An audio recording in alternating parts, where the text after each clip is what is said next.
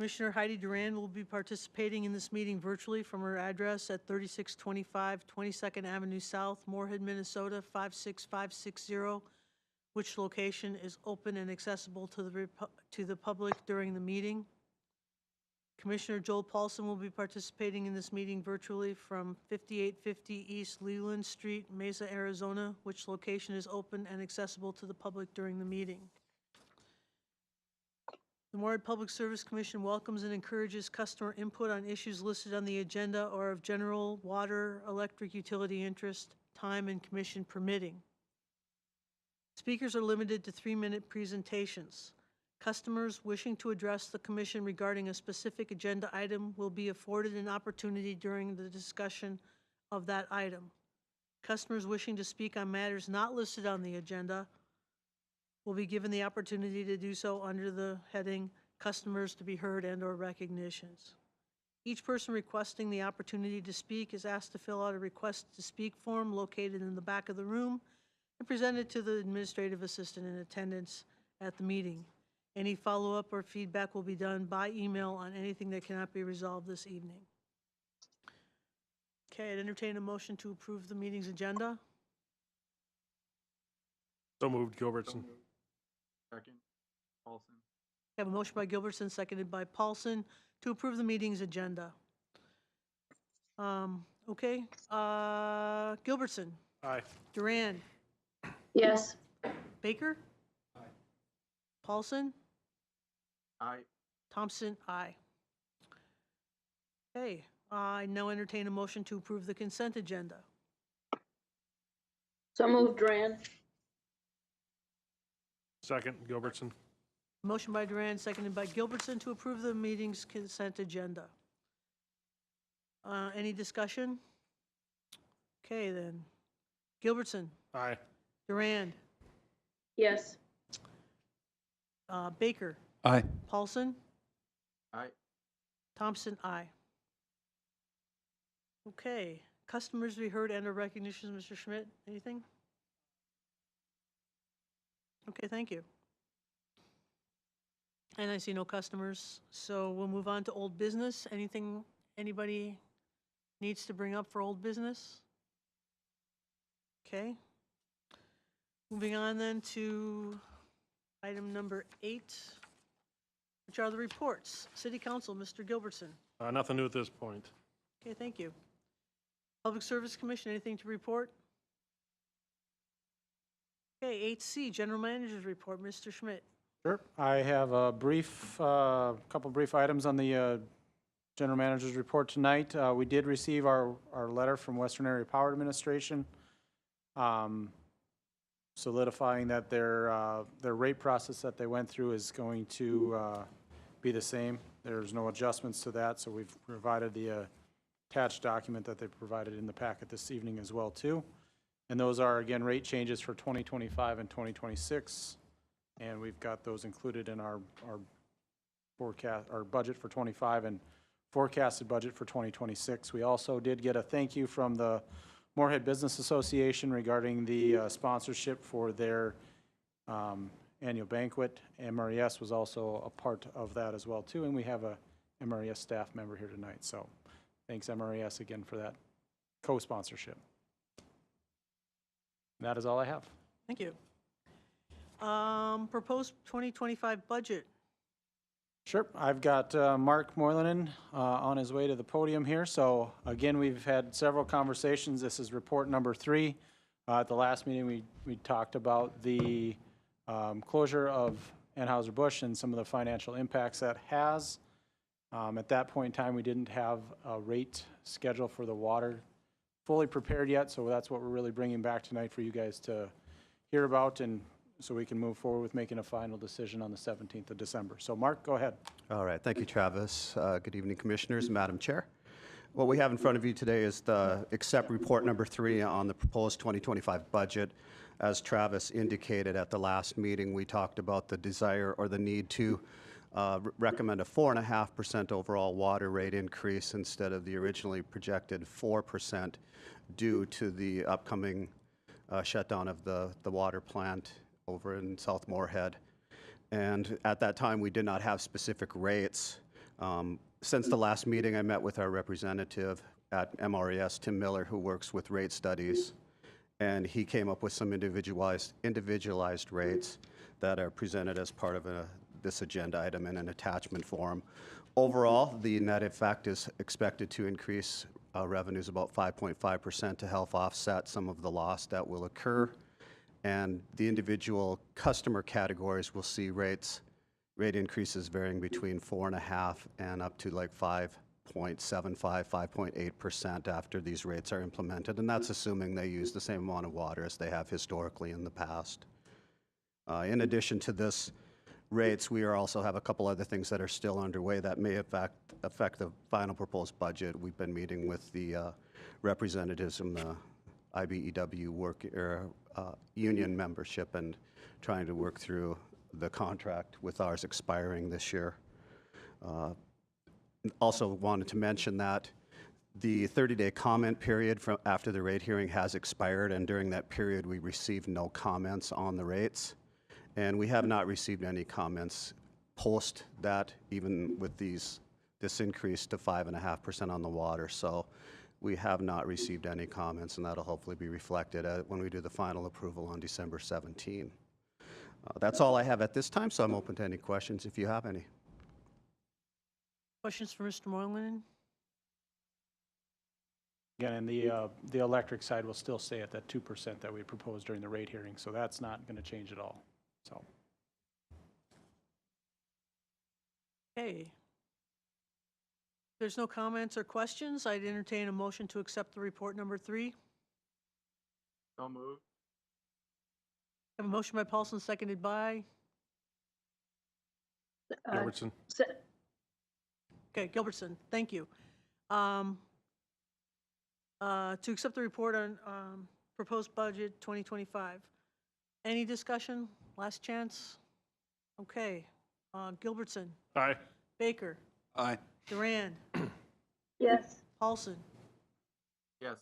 Thompson, yes. Thank you, Mark. All right, thank you. Accept report on the current status of primary drinking water regulation established for PFAS. I'm going to let Mark Pritchard, our water plant manager, go ahead and speak to this, as it's very enlightening for PFAS, and Mark enjoys this way more than I do, so go ahead, Mark. Sounds good. Thank you, Travis, and thank you, Commissioners. Mark Pritchard, Water Plant Manager. Earlier this summer, we had forwarded a accept report for the new primary drinking water standards for PFAS. As of October the 7th, the American Water Works Association and another partner agency actually filed suit against the EPA based off of how this rule was promulgated from start to finish. So in a nutshell, the EPA's approach, according to this opening brief that was filed in October in the U.S. Court of Appeals, was talking about the EPA's approach to the rulemaking process, including the words hastiness, novelty, and inadequate data. So it makes it a little bit unclear as to the future status of this new regulation. It does very likely involve a rehashing of the determination to regulate, as well as potential changes to the maximum contaminant level for various PFAS compounds that are listed in table number 1 in the accept report. So what that means for MPS is right now we are still currently in compliance with these new, more stringent regulations. We are in a very envious position relative to a vast majority of the affected utilities throughout the country. And right now, even with these lower, more stringent regulations, we are still in compliance at this time. So for us, it's more of a monitoring of the situation as it continues to progress. And if there are any other updates, we'll make sure to bring it forward to the Commission for discussion as well. So right now, there's no formal proceedings to be had from our utilities perspective, but it's something that we definitely need to keep on top of because it very well may have a change to the rule. And in the briefs, they do specifically say that they do not want to see the rule struck down, but rather follow the rulemaking process the way all the other provisions within the Safe Drinking Water Act mandate. So, Well, it's good news that we're in compliance and look that way for the foreseeable future anyway. Any questions for Mark? Okay, I entertain a motion to accept the report. So moved. Second. A motion by Baker, seconded by Duran, to accept the report on the primary drinking water regulations. Any discussion? Any further questions? Thank you, Mark. Thank you. Appreciate it. Gilbertson? Baker? Aye. Paulson? Aye. Duran? Yes. Thompson, yes. Okay.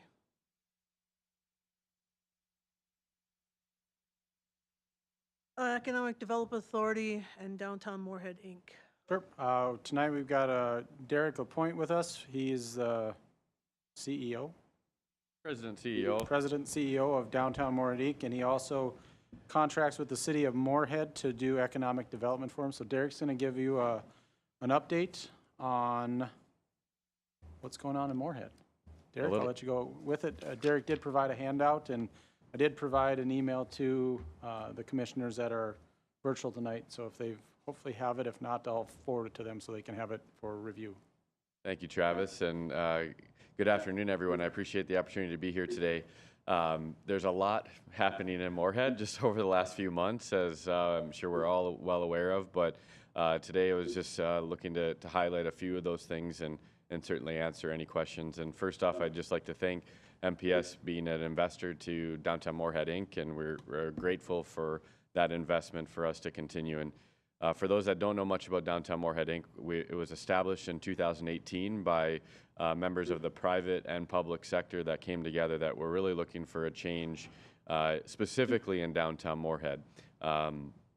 It's 6 months into me starting in December of 2018, or January of 2018, we entered a contract for economic development services with the city of Moorhead. So we've been doing that ever since, and it's been, I think, a great relationship and a great partnership with obviously our elected officials on the city council, our city leadership, and Dan Molly and the city manager, as well as Travis and MPS too. So we've been looking at policy changes early on, looking at how we can evolve our incentive programs to make ourselves a little bit more competitive, certainly try to align ourselves with continuity with the state of North Dakota and our partners to the west.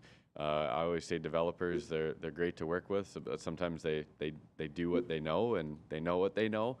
So for us to align policies was important for us to kind of establish a growth pattern that we've been seeing over the last little while here. One of those projects that has certainly been a big highlight for our organization in the city is what the activity that we're seeing in downtown right now. There's been a lot of spin-off projects that have happened, specifically around our Moorhead Center Mall area. But we are now seeing some major activity with the Moorhead Center Mall site, and obviously with our council member, Matt Gilbertson, who's in currently the still mall site and looking to be a part of one of our new projects. It's fantastic to see some progress happening, and grateful for Matt and the patience that Moorhead Vision and others have in the current site operations that we have right now. So in short, though, this really we established a downtown master plan in December of 2020. This really laid the vision of what the whole downtown core could look like, but specifically looking at the Moorhead Center Mall area. And we partnered with Roars Development late 2019. They were working on demolition and acquisition kind of in the site itself. We were able to put out the vision that's in that handout that was shared here earlier today. We're happy to report that we have a number of projects that are ongoing right now. That includes, as I mentioned, Matt Gilbertson and Kevin Bartram's project on the east side of the mall site, the former parking lot for the United Sugars building. That one project alone has more value than the entire mall site as it currently sits. So we're seeing tremendous investment in our downtown community just from the small amounts of projects that are going on right now. Other things that are happening in the downtown core right now, there's been our library community center, which will be going vertical very shortly here. We also have the start of the renovation of the city hall and MPS offices as well, including a public plaza that will be in the existing city hall space. Infrastructure has been also first and foremost, and just how we lay this area out.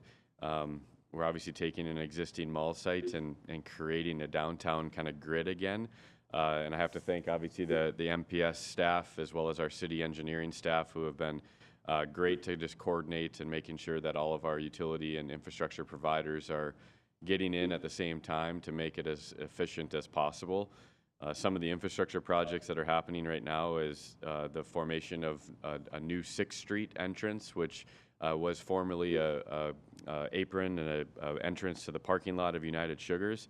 That 6th Street will now come north-south into our site and then circulate on the north side of the mall as well. So again, just tremendous excitement and energy around this area. We are working closely with private developers on other areas of the site. We have about 6 other mixed-use developments that we can accommodate within the vision that we have. And we're excited to kind of stagger that over the next 5 to 6 years to make sure that we have quality growth and investment in this area for years to come.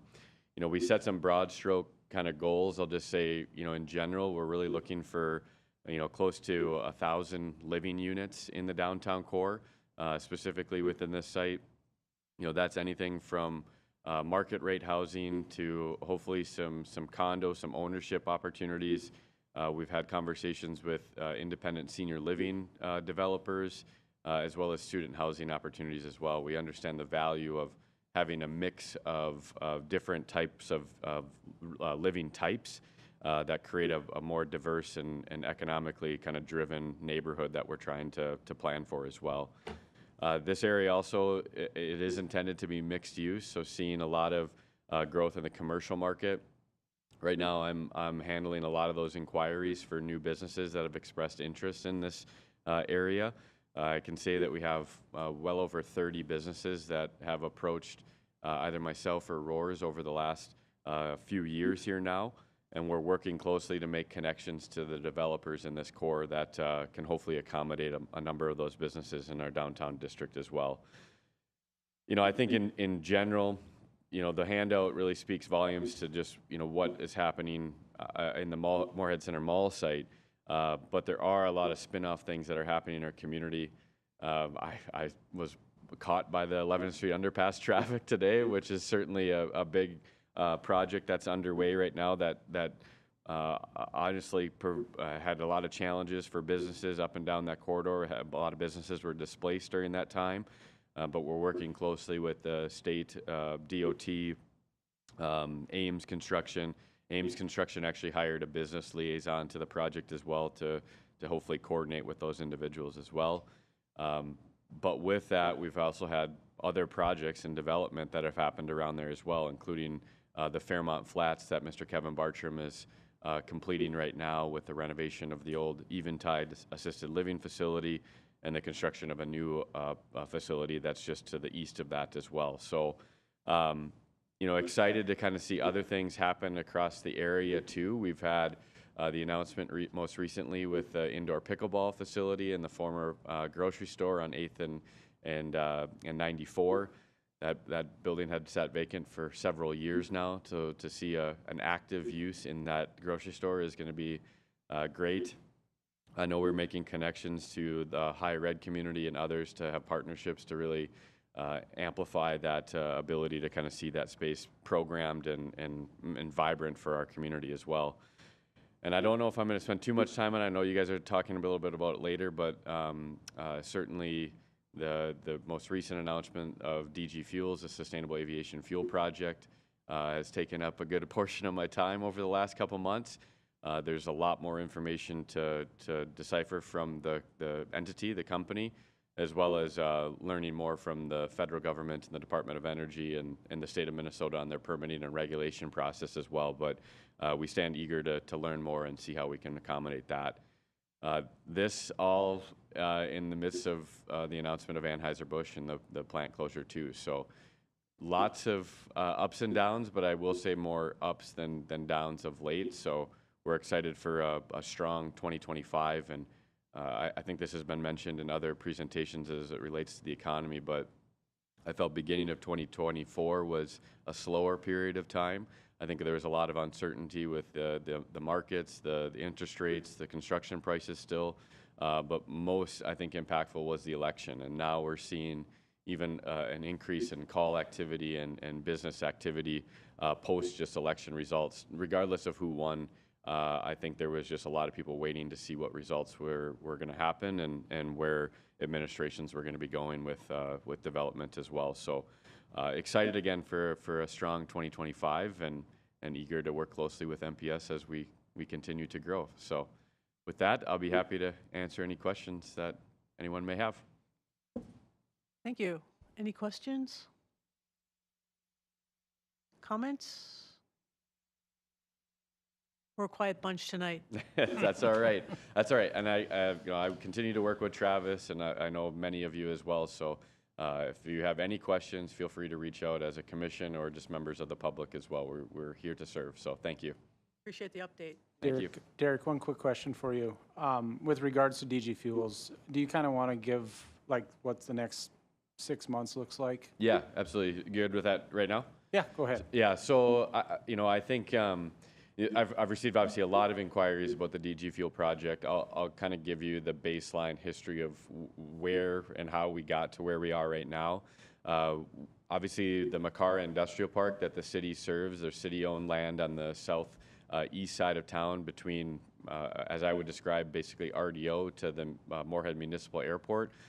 There's about 180 acres of certified shovel-ready site land in that area. That is the largest shovel-ready site that the state of Minnesota has, but that does not include 500 acres that goes further to the east towards the airport. So we're looking at, over, close to 700 acres of city-owned land that we can fairly certainly say that is shovel-ready based on similar land uses and farming and environmental, et cetera. So we were asked in July of 2023 to submit for a request for information. This is not an uncommon request that we get from the state of Minnesota through the Department of Employment and Economic Development. So we were asked to submit on an RFI. In most cases, we don't hear from these entities. But in this case, a year and a half later, we did. And it started with the company DG Fuels having conversations with Greater MSP, which is an organization out of the Minneapolis kind of metro area that actually is a partner to the state of Minnesota on a sustainable aviation fuel hub. So an attraction kind of hub that has been looking to try to draw in a company such as this. The state of Minnesota and the Minnesota legislation also put in a fuel credit that happened over the last couple of years that became this type of production for sustainable aviation fuel more desirable for these companies. So a lot of those things, again, were driven from the state. We just happen to have one of the prime kind of land areas for such a company as well. In addition, they have been doing a lot of research on our feedstocks, so specifically around sugar beet pulp, corn stover, timber byproduct that comes from northern Minnesota. So they found that our site and our proximity to some of that stuff was desirable as well. Now, to Travis's point, there's much more detail to come out of this. The RFI that we had a year and a half ago had very big numbers as it relates to land usage, power needs, et cetera. We're learning more from the company now that we've got a little bit more information, but it's still not defined yet. So we're expecting from their national site selector in JLL to provide us with a handout, a rough information of all their site requirements. In addition, the company is presenting next week to the state of Minnesota in 9 regulatory agencies to discuss what permitting and other kind of regulation may come about with this project. So by no means is this a done deal like I know some of the announcements made it look. There's a lot more due diligence to come with this, but it is a very large project. A $5 billion project is no small one. I think I've said this in other meetings. The whole city of Moorhead is just over $4 billion in value. So this over doubles our value in Moorhead. The largest infrastructure project that we have is obviously the diversion at $3 billion. The largest capital infrastructure project was a soybean crushing plant in Castleton at $400 million. So this is large, and we are a small piece of this. There'll be obviously Department of Energy, if they can't get the funding from the federal government, this project probably doesn't move forward. If they can't see relief from the state of Minnesota on infrastructure needs and permit regulation needs, it's probably going to be tough to go as well. So we stand ready to learn more and eager to see, but I really don't see a whole lot of new news besides maybe learning a little bit more about their requirements, but no new news really for the next 6 months as it relates to is this project actually happening or not. Wow, that's Travis? interesting. Go ahead. This is Heidi. I'm wondering about our aquifers out there in that area. This potential project won't, could it interfere with the protection zones that we have out there? Travis? Well, I would just say again, Heidi, thank you for that question. I think there's still again more information to learn. At this point in time, understanding their full build-out needs is one thing that we need to understand better. What's interesting though, as we learned, is that this isn't a true refinery as it relates to sustainable aviation fuel. This is more of the raw production of it that gets railed then to a closer refinery next to the Minneapolis airport. So in the conversations that we've had with folks with DG Fuels is that they actually have less emissions than a hospital. They have, I would say, minimal water usage compared to other projects that would be of this size and scope. But again, more information that we just need to obtain from the company at this point in time. Heidi, to your question regarding proximity to the aquifer, the land that Derek is talking about is east of the municipal airport. Excuse me, west Yep. of the municipal airport. So Okay. there's less of a chance that it could impact the aquifer just based on what we've got for overlay districts. But like Derek said, there's some due diligence that needs to occur, and we'll be looking at that closely as well. Yep. Yeah. Okay. Thank you. Yes, thank you for the question. Yeah, good question. Anything else? I'll just close in saying, I mean, that this is a project that, again, it involves much more than even just the city of Moorhead, Downtown Moorhead Inc., MPS. Again, many factors that we got to take into play, but I am appreciative of the promptness that Travis and the MPS team have had to just understand where we need to go. Obviously, Missouri River Energy is a big part of this as well. XL and the gas side of it. So there's many players involved with this, and there'll be many more conversations to have on this over the next few months. Thank you so much for coming in. Thank you. Appreciate your time. Absolutely. I'd entertain a motion then to accept this report.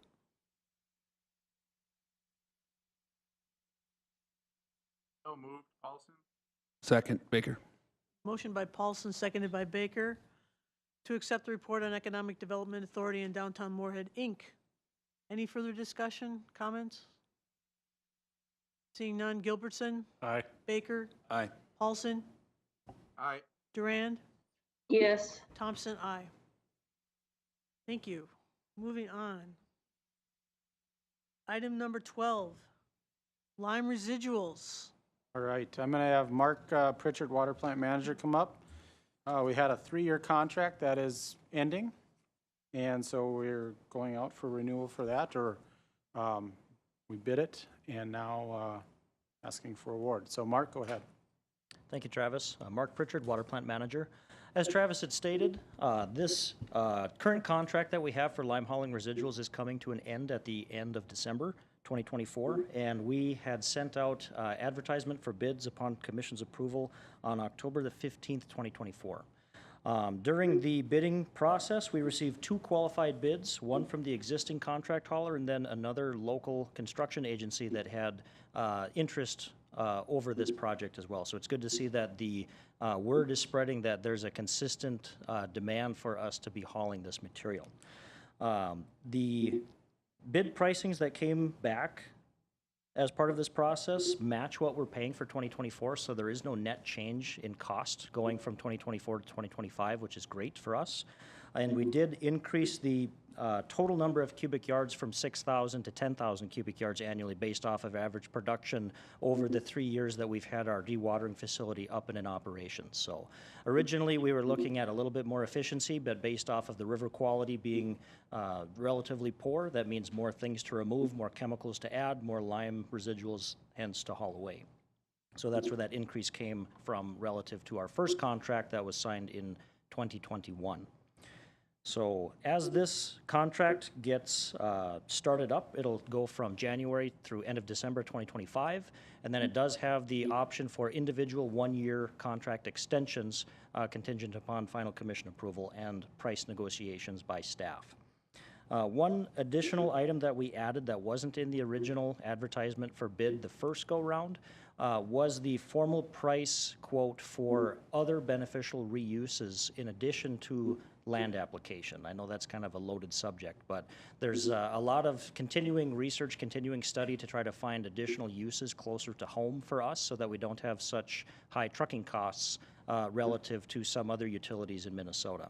I am happy to say that as of 2 weeks ago, we did receive a update from the University of Michigan, where our current batch of lime solids was sent for analysis with Minnesota DOT's blessing to see if it can be used as subgrade in roadway construction. So they did ask for additional material, and they are extending that study by 12 months. So they're on to some potential uses for our product, and we have informed them of not only the trucking on a day-to-day and annual basis, but then the large amount of lime residuals in the Red River region that could be used to their benefit as well. So they're very interested in seeing what uses could be brought up from that. So with this item tonight, it doesn't have much for that extra beneficial reuse. We did receive qualified bids for the land application only, and the low bid that met all of our specifications was from Border States, our existing contractor, and we recommend their award for 2025 contract tonight. So with that, I'd be happy to answer any questions. Questions for Mark? I have a question about, is Michigan studying other uses, or what other uses have you explored besides the roadway stuff? The study that we're coordinating through Minnesota DOT and the folks in Michigan is primarily for using the dewatered lime material as a road base subgrade component, like a bulk fill material. That's the main study that they are incorporating right now. We have been looking at some other local uses. If we think back to a few years ago when the hempcrete house was built in Moorhead, to see if there was an alternative use for this material as a fireproof, mold-proof, breathable insulation for homes. That is still something that we're working with some local entrepreneurs to see if we can get established. And they did work with some area farmers to grow the woody stock, the hemp that is blended with our material. And they do have a small production facility they're working on in Wahpeton. So we're still making some slow but steady progress on that front too. Great. Thank you. Okay. Any other questions or comments? Seeing none, I'm entertain a motion then. So moved, Durand. Second, Gilbertson. Motion by Duran, seconded by Gilbertson, to award the bid to Border States Contracting, I believe it is, for the lime residuals. Any further discussion? Gilbertson? Aye. Baker? Aye. Paulson? Aye. Durand? Yes. Thompson, aye. Thank you, Mark. Thanks. Item number 13, Right. strategic plan. Yeah, I'll start this one, and we've got Marcy Douglas from Missouri River Energy Services. Marcy's the, I forget the title now. Strategic Planning Coordinator and Leadership Development Leadership Manager. Development and Strategic Planning Manager. There Thank you you, go. Travis. I had it good for a while, I forgot. It's a mouthful. So about a little over a month ago, we spent Tuesday, Wednesday, and Thursday with staff and commission going through strategic planning. We are on this is our final year of a 3-year strategic plan. And so we did a little deeper dive and a little heavier lift to look at several items which Marcy's going to bring up tonight. And before we do that, I wanted to kind of go over the first attachment was the strategic plan review for 22 through 24. And this is two-sided, and it's based on each of our strategic directions that we had for 2022 through 2024, and then just the accomplishments that occurred in years 1, 2, and 3. There's still a couple of items that are ongoing or in process at the bottom as well that we are still working on. Those aren't completed yet, but we'll be continue to work on those in 25 as well too. A couple of them are preemptively completed for 24, just because we're not to the end of fourth quarter yet, but just wanted to show that these will be completed before the end of the year as well too. So with that, I'm going to let Marcy take over and kind of talk through the process that we went through and what we're looking for the next 3 years. Go ahead, Marcy. Thank you very much, Travis, and the commissioners for allowing me to join here. Marcy Douglas, Leadership Development and Strategic Planning Manager with Missouri River Energy Services. I truly enjoy the time that I get to spend with Moorhead Public Service and doing the strategic planning. This is something that we have been going through for quite a few years and continually adapting and revamping it to meet the needs of Moorhead Public Service and all of the employees. I love the process that we have come up with in Moorhead, that it involves every single employee. The value that that brings in what we have heard from employees saying that they feel valued and heard, having their voice in the room and that participation, we do it in multiple groups so that everybody has the opportunity to be heard. And we go through all of the different information that we look at. This one, with it being a 3-year restart, we spent a little bit more time, again, going back to that mission, vision, core values, before we got into the strategic priorities. So you'll see that that will be an action item that will, so I'll kind of do it backwards. We'll cover that piece at the end then and leave you with that for that action item. Taking a look at the strategic priorities, we again, because we referred to it with the employees, these nice buckets that everything fits in with the different areas that Moorhead Public Service takes care of. We looked at both, we always start out with dreaming, visioning, victory, success. What does that look like in the future for Moorhead Public Service? And everybody had their input in there, so you'll see that list of all those items. At the same time, while we're dreaming, we have to be realist and take a look at some of these roadblocks and obstacles that could come along our way. And as you heard from many of the items that always end up in your packet, of course, top of that list is regulations, legislation, as we have any of those changes and how that impacts you. And then bringing it back to the 6 strategic priorities that were chosen based by all the individual items that were then categorized up, staying with community, our team, water, electric, finance, and we did adjust innovation to technology. And again, we spent a lot of time talking about that, including clarifying on the words, utilizing modern proven technology and methods that enhance MPS's operations and security. Bringing in that security piece, as well as, you want to be leading edge but not bleeding edge, that you're not the research for other cities and utilities, but that you are looking and doing due diligence and research, but yet providing the best opportunity both financially, economically, and what is user-friendly for your customers and the best use for the utility. We then took those 6 areas, so you'll see the next sheet there with the two-sided there, the direction matrix. So we take each of those areas and we do a current reality. That's just taking a look at what does, when we say community, what does that look like today? What does success look like for us in the future? And in order to kind of get these things rolling, as you can see by the accomplishment list that Travis went through, we deal each year as we do the review, we take a look at, all right, these are all large items. That's why they're in strategic planning. What are some of the tasks we need to accomplish in the next year? And as well as those KPIs that create those dashboards for the reports for the commission, so that you, in doing the strategic review of that, have those reports that then tie back to everything, so you can see where they are on the accomplishments and the success throughout the time frame of the strategic plan. With that, we also, as I had mentioned, the deep dive that we took in mission, vision, and the core values. So you'll see the section 1.4, those amendments there. The mission statement being adjusted, Moorhead Public Service, a community-owned utility, will be a regional leader by providing innovative, efficient, reliable, and environmentally responsible municipal services that maximizes our community's success.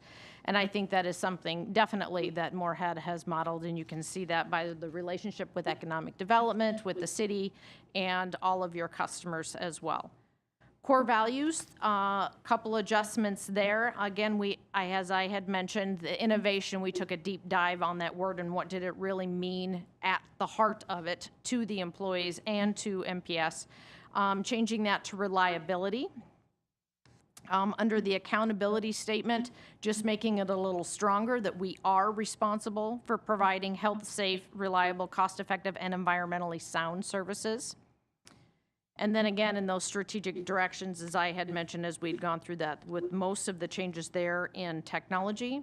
We also had a couple other minor changes under community, just from within to with, and our team changing to effective team, because this is a highly effective team, and we wanted to acknowledge that. With that, I would open up for any questions any commissioners have. Any questions or comments? I really enjoyed the process. It was nice to be able to sort of sit back and take that deep dive, as you said, and look at where we're going for the next few years. One thing that was nice this year that we didn't do is we included the commissioners. In the past, we hadn't done that. So it was something I felt was valuable to also get the input of the commissioners, because at the end of the day, you set the strategic direction and where we're going as well. So I felt that that was good. Again, we started bringing all employees in about 3 years ago, and I think that that is working very well. We get a lot of good feedback, and again, most of the time we are all pretty much on the same page, and I think that makes for a very effective team. So. Yes, and I'd like to echo Travis's comments and a great appreciation for the commission and the time that you spent diving into that strategic plan. It also, the employees appreciated as well. Absolutely. They wanted to know what was the commission questions, the feedback. So they were fully engaged with that as well. So that is greatly appreciated. So with that, like Marcy said, we've got some amendments to the section 1.4 of the MPS Personnel Policy Manual. Again, we just redid what we called the employee handbook to a personnel policy manual earlier this year. So you're just seeing the section that we talked about then. We're just, as we have to amend sections, you see those in front of you at the commission meetings, and we're asking for your approval on that tonight, and that'll set the direction for 25, and we'll be talking again in 26 and 27. Great. Okay, I'll entertain that motion that Travis just laid out for us. So moved, Gilbertson. Second. Second, Paulson. Okay, I have a motion by Gilbertson, seconded by Baker, to approve the amended section 1.4 in the mission statement in MPS's Personnel Policy Manual and approve this 25-27 strategic plan. Discussion? Comments? Last chance? Okay, Gilbertson, Aye. Baker, Aye. Paulson, Aye. Duran, Yes. Thompson, yes. Thank you. Thank you.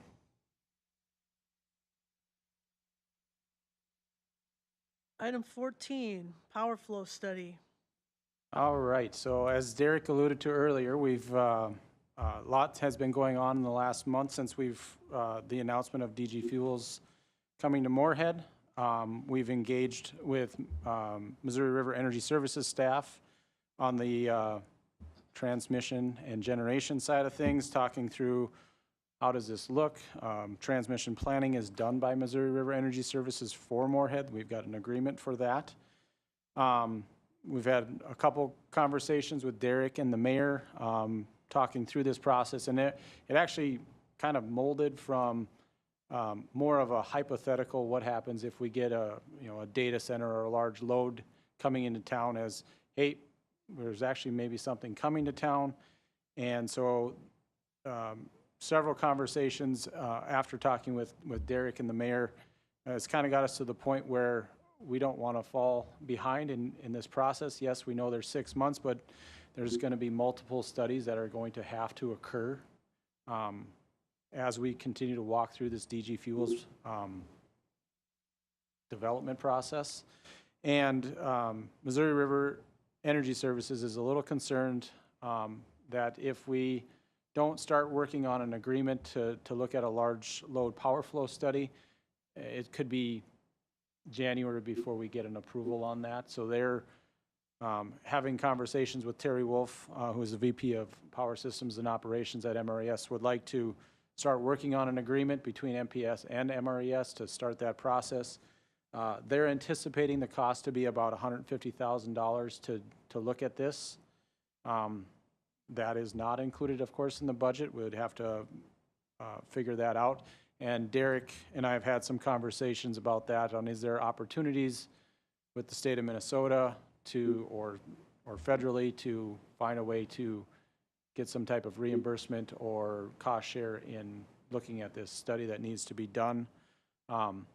Even if DG Fuels doesn't come to fruition, this does provide some value going forward as we could potentially have something else come to Moorhead. But overall, it's really looking at it from the perspective of how much load does DG Fuels need. We're hearing between 300 and 350 megawatts of continuous power supply. And so looking at it from incremental steps, we're looking at it at about 400 megawatts. So they'll look at it at 100, 200, 300 megawatts as well, but really the top end of the study is going to be 400 megawatts. Just so you guys are aware, currently our peak load is about 84 megawatts. So you're talking 5-ish X load increase. So this is a lot. It's a heavy lift. It's a heavy lift for MRES and for Moorhead. It's still doable, but there's a lot of things that we've got to figure out. After the power flow study, there's probably, that power flow study, I should say, is going to provide, some high-level cost estimates, look at, where's that transmission going to be coming from. We're anticipating that we're going to have 345 kV transmission lines. Today, what feeds Moorhead is 115 kV with a 230 sub on the south end of town that is operated by Western Area Power. We also anticipate that, we're probably not going to be just in the SPP market or Southwest Power Pool market. We're also going to have to be part of the MISO market as well too, just because the 345 kV lines that are in the area, there's one really close by and then there's one north of us. Those are part of the MISO group. So this is going to be definitely a different for pretty much everything in Missouri River Energy Services. Right now, they don't have a member that's in both. They've got one they're either in SPP or they're in MISO, not in both. So there's going to be some seams issues there, which basically it's that cross integration between the two different regional transmission organizations. And they'll have to figure some of that stuff out as well too. But they're concerned about getting behind the 8 ball or behind the ball on this. They want to make sure that we can do that, and they feel if we start at least working on those agreements now, that maybe they could be executed hopefully after the discussion happens with the state agencies on the 10th of December. Hopefully execute that and at least start the process. Missouri River Energy Services is planning to engage a consultant to help them with this just due to the large load request. And to put it in perspective, MRES's current member load is about 650 megawatts. And this is 400 megawatts or 350 megawatts. So it's almost 1.5 times what the current load of MRES is. So it's big for them as well too. So again, we're just asking for approval so that we can execute an agreement contingent upon final legal review. So, questions?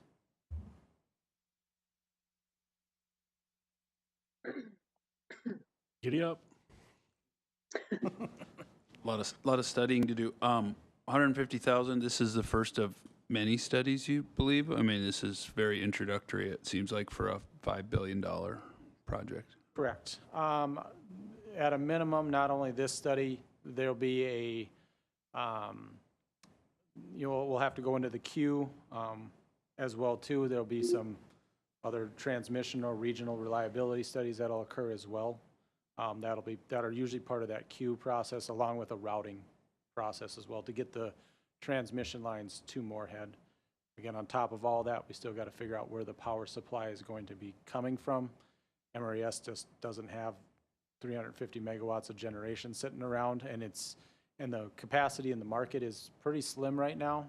MRES was just out for a RFP for capacity, and they only had very few responses on that. So MRES is working on a couple projects that could help with that over time, but again, generation projects don't happen overnight. They take 5 to 10 years to complete. So Derek might have some more to add. Yeah, if you don't mind, Travis, thank you. And I would just say that there's not many places in the country that can accommodate something like this quickly. So I appreciate Travis and MRES being willing to kind of stay in front of it. But I do think the funding mechanism of this is really the question mark. So I think the company is obviously going for a large Department of Energy federal guaranteed loan program. The state of Minnesota is involved too. So I think there's an anticipation that the company itself, whether it's funded through federal government, et cetera, are going to be responsible for some of these costs as well. So I don't see this as a major local burden at this point in time, but these are, again, are all conversations that we need to still continue to have with the company. But regardless of DG Fuel, having a study like this will be impactful for the large industrial site that we have in Moorhead too.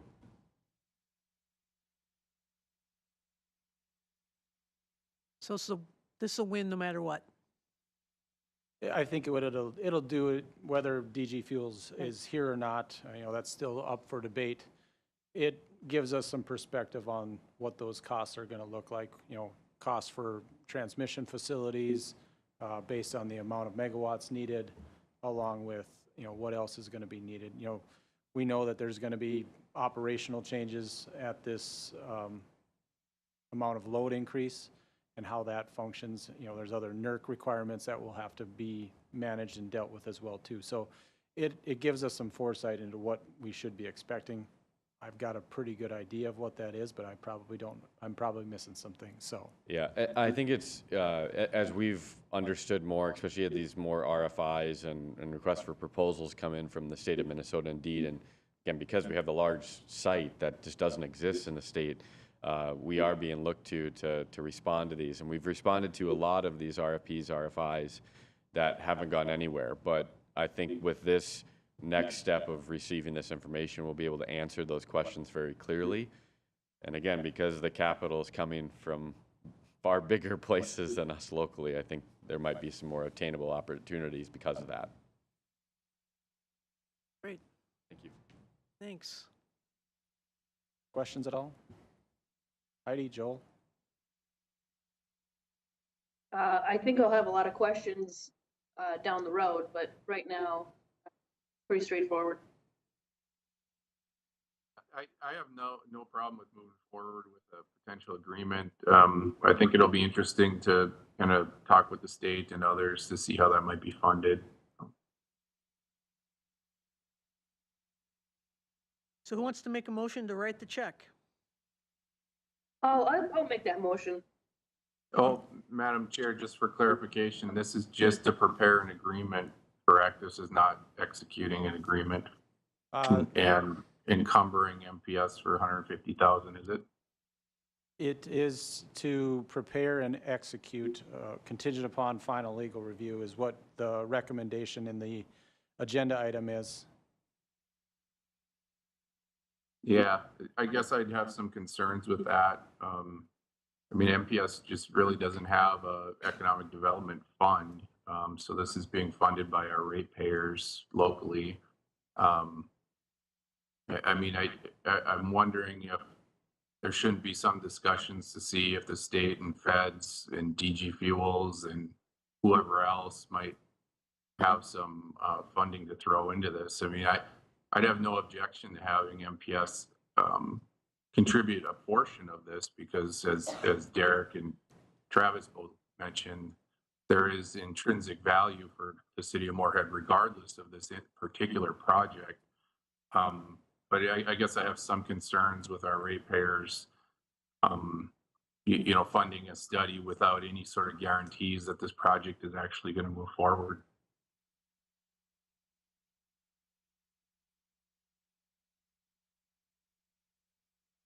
Okay, does anybody want to respond to that?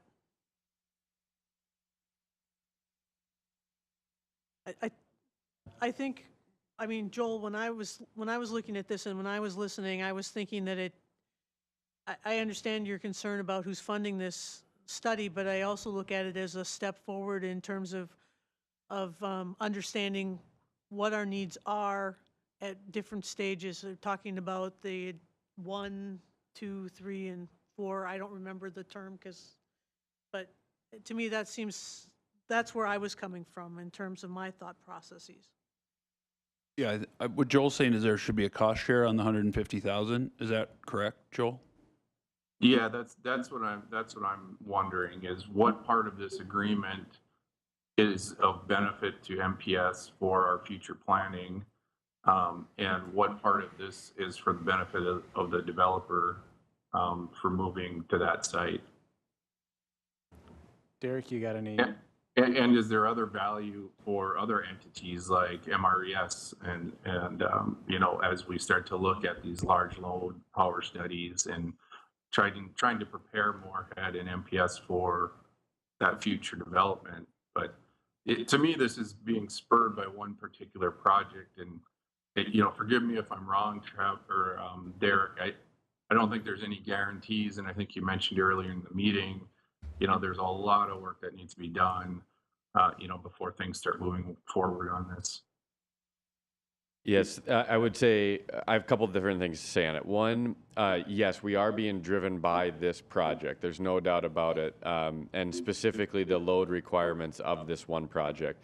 Now, there has been conversations in the past of needing a load study to accommodate just economic development growth in general. Now, that might have been, you know, a 50 megawatt project load study or 100 megawatt, not a 351 or 400 megawatt.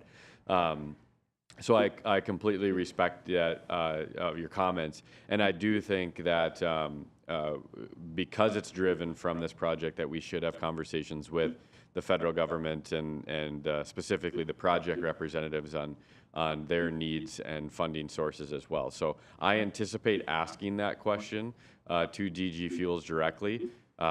We just haven't had that conversation yet. So I know this is a little bit of foresight with Missouri River Energy and MPS to get ahead of it, and maybe there can be clauses as it's written in this execution tonight that allows some negotiation powers to kind of figure out those funding mechanisms or something like that. But I agree with you, Joel, that there should be some cost share specific to the project, but in hindsight, we do need something to kind of accommodate growth in the future, but maybe at a smaller amount as well. Yeah, and to what Derek talked about, we had a discussion about 2 years ago with Tom Heller and Terry, and we're still working on a small, or what I would call smaller, transmission capacity look, so that, you know, as we, you know, 2 years ago, data centers, AI, DG Fuels wasn't even on the roadmap. And so at that point in time, we were looking at a 10 to 20 megawatt transmission capacity study.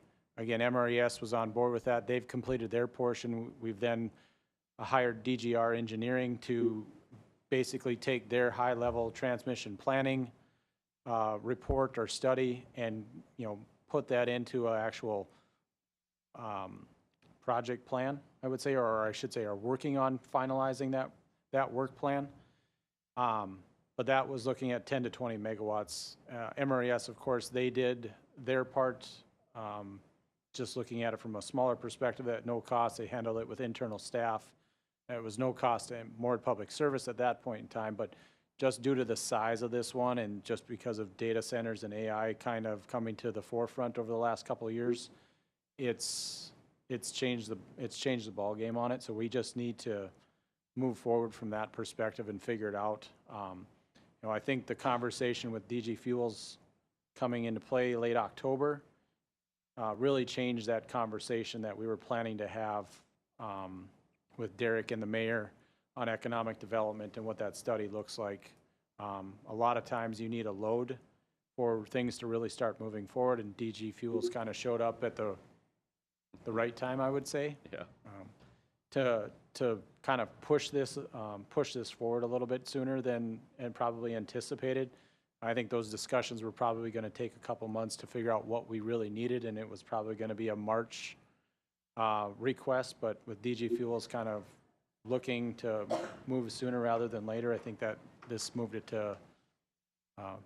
up by several months. So I think cost sharing is an important piece of this. We got to figure out how to fund it. There is some value to MPS and to Moorhead for it, but like you said, we just don't know if they'll get DOE funding, and we're going to need it at one way or another. So, yeah, I think there's an opportunity to maybe write some type of language into there that says that, if something comes to the forefront, that it allows for reimbursement. Again, this is just an agreement between MPS and MRES for a power flow study. I don't know how that would actually work. There's really no clawbacks in there, I would say, that would have any value. I think it's more of maybe a discussion with the city of Moorhead as or through the Economic Development Authority to do something. I don't know, does that work for you, Derek?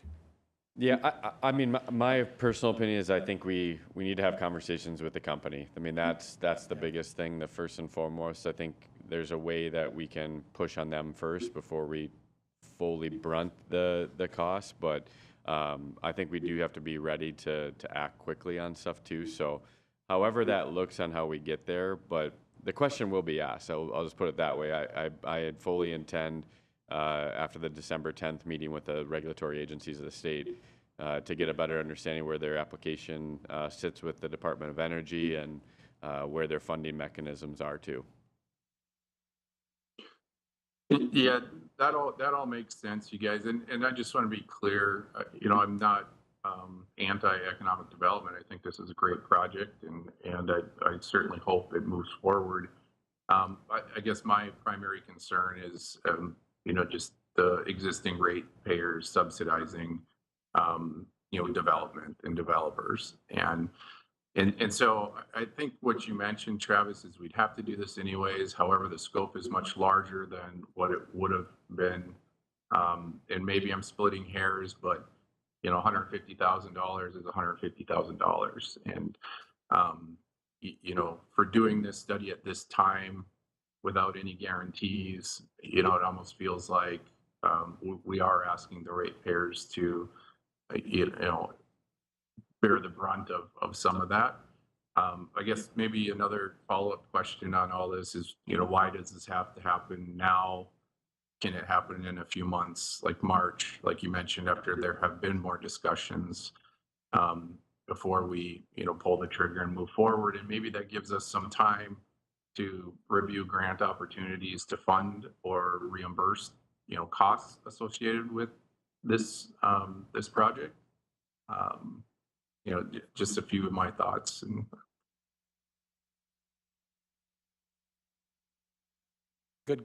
Good follow-up question, Joel. From my understanding, and I could be wrong, I think the study does take about 3 to 6 months, and it was kind of to be prepared for that July notification from the DOE on their funding, or DG Fuels funding mechanism.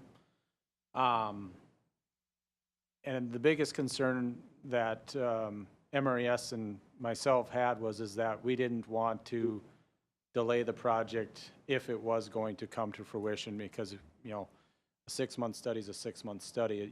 You can't expedite that if it's going to take that amount of time. I mean, I can visit with Terry a little bit more to confirm that 6 months is the number, or the amount of time that it's going to take. I think what might be good is, we continue to work forward on developing this agreement with MRES, and and potentially bring it back at the 17th. I don't know if we'll have it. Our concern is that the speed of this is gonna move rather quickly if we get some of the state approvals. Again, we're still waiting to know what happens at the federal level, but, yeah, I guess this one, this one's gonna be it's a little more of a difficult conversation tonight on this one, so. Yeah, no, and I get that, and I'm not trying to throw a monkey wrench in anything. I think you guys understand my perspective. Would this study give us a proposed schedule of installation of transmission and generation that would be necessary for this project? Yeah, yes, I'll answer that question. I think it'll give us a high-level perspective on what the cost of transmission is gonna be. I think there's a lot of conversations that still need to occur with MRES and with DG Fuels on how their plant is going to work. There are, again, it's not a refinery, so it makes it a little bit more difficult.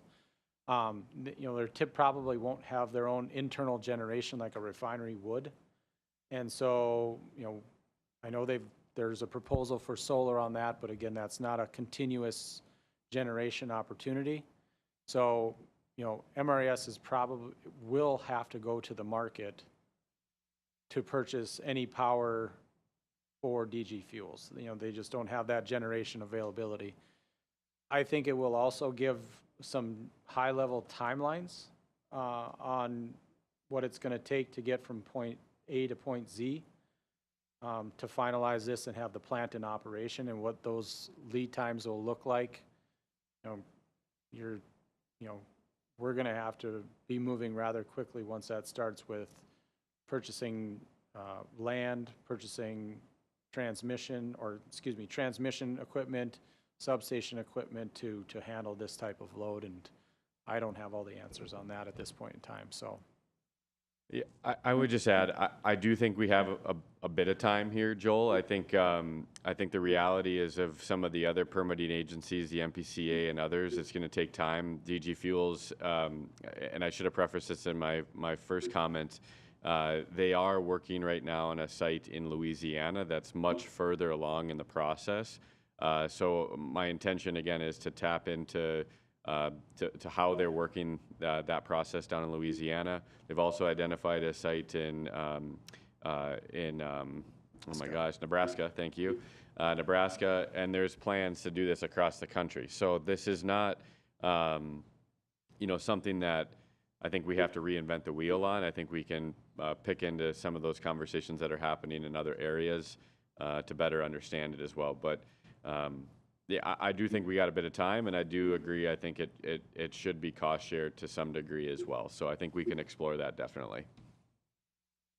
Yeah, that sounds great, Derek. And I would really appreciate hearing any sort of impacts that there might have been to the project in Louisiana and even the potential project in Nebraska. And, I think given more information about the company, the project, and the similarities, we'll just better prepare Moorhead and MPS for what is to come. So I think that's a great comment to kind of look into that and see what sort of information you can get from that. So.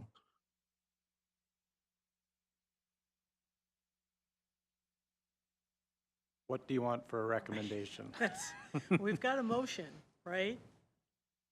We have a motion, but do you want to allow me to execute the agreement, or do you want to wait until we figure out some of the funding mechanisms, or authorize me to execute the agreement upon finding some funding mechanisms? That would be good. The second. Yeah, I think, MRES is going to hire a consultant. Are they paying for any of the study, or are they asking us to pay for the whole thing? We would pay for the whole thing. Yeah, It's larger than anything that they would do for a member currently, so they would anticipate us doing it. The 10 to 20 megawatt capacity study, those are something they would do for a member all the time. But this Right. one is such a large load capacity. Well, I'd second the second portion to get the ball rolling. If That's great, thank you, appreciate it. if Okay, that's Duran, if that's what you meant by the second option. She motioned it, so. she did. So I have a motion by Duran and seconded by Gilbertson. And we'll be able to hear what the motion is when we listen to the audio, right? Or you've got it down? Okay, So I'll say the recommendation is to authorize the general manager to execute an agreement with Missouri River Energy Services contingent upon final legal review and upon finding a funding mechanism to offset the costs for the large load power flow study. Yep. yep, okay, great. So we're in agreement then that that's the motion, that it's been made and seconded. Any further discussion or comments? Okay, seeing none. Gilbertson? Aye. Baker? Aye. Paulson? Aye. Duran? Yes. Thompson? Aye. I would say we bring something back before we do any type of execution, whether it's early, or the next meeting in December or January. Okay, perfect. Okay, no closed session tonight. Public Service Commission meeting December 17th is a must-have meeting. January if needed. And I'd now entertain a motion to adjourn. So moved. Second. Motion by Baker, seconded by Gilbertson to adjourn tonight's meeting. Gilbertson? Aye. Baker? Aye. Paulson? Aye. Duran? Yes. Thompson? Aye. Thank you for coming, everybody. Enjoy your evening. See you in a couple weeks.